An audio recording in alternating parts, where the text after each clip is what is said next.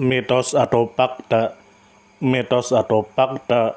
Selamat datang di Mitos atau Fakta. Silakan komen. Komen, komen, komen.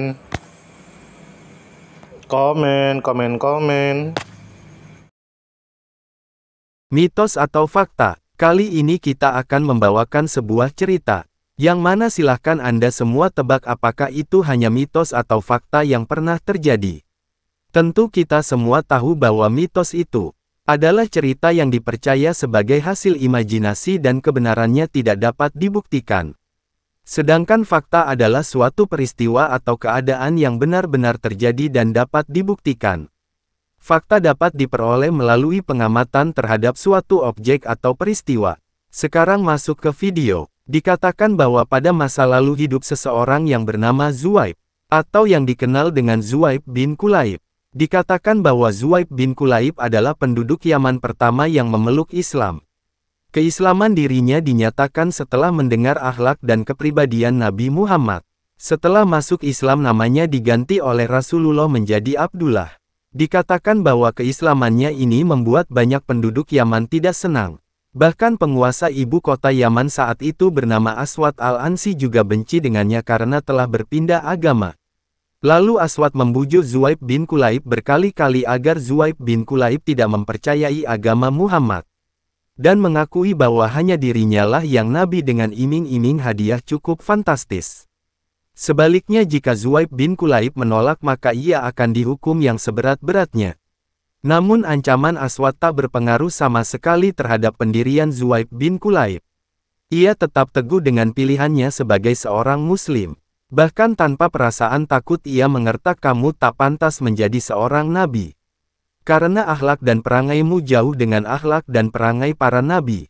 Mendengar hal itu Aswad kesal dan marah. Ia mengancam akan menyiksa Zuaib bin Kulaib seperti yang pernah dilakukan Namrud kepada Nabi Ibrahim. Sekali lagi ancaman Aswad tak menggoyahkan keimanannya sama sekali. Akhirnya Zuaib bin Kulaib pun benar-benar dihukum oleh Aswad dengan cara dilemparkan ke dalam api yang sedang menyala-nyala dan disaksikan Aswad dan para pengikutnya. Anehnya begitu ia dilempar tubuhnya sama sekali tak terbakar. Nabi menceritakan kejadian itu kepada sahabat-sahabatnya. Lalu Umar berkata segala puji bagi Allah yang telah menjadikan salah seorang dari umat kita seperti Al-Khalil Nabi Ibrahim. Dikatakan bahwa diceritakan dalam versi lain bahwa ada salah seorang penduduk Haulan masuk Islam. Lalu kaumnya menginginkan agar ia menjadi kafir kembali. Maka ia dilemparkan ke dalam api. Tapi anehnya api itu tak mampu membakarnya kecuali anggota tubuh yang tidak terkena air wudhu. Suatu hari ia mendatangi Abu Bakar dan berkata Abu Bakar mintakanlah ampun kepadaku. Namun Abu Bakar menjawabnya, engkau lebih berhak daripada aku karena engkau pernah dilemparkan ke dalam api. Tetapi api tak dapat membakarmu. Kemudian laki-laki itu memohon ampun kepada Allah dan pergi meninggalkan Syam. Orang-orang menyerupakannya dengan Nabi Ibrahim.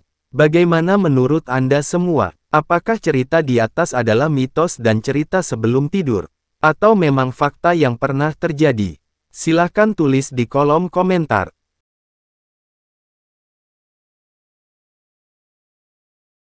Tidur, tidur, tidur, tidur. Ayo kita tidur.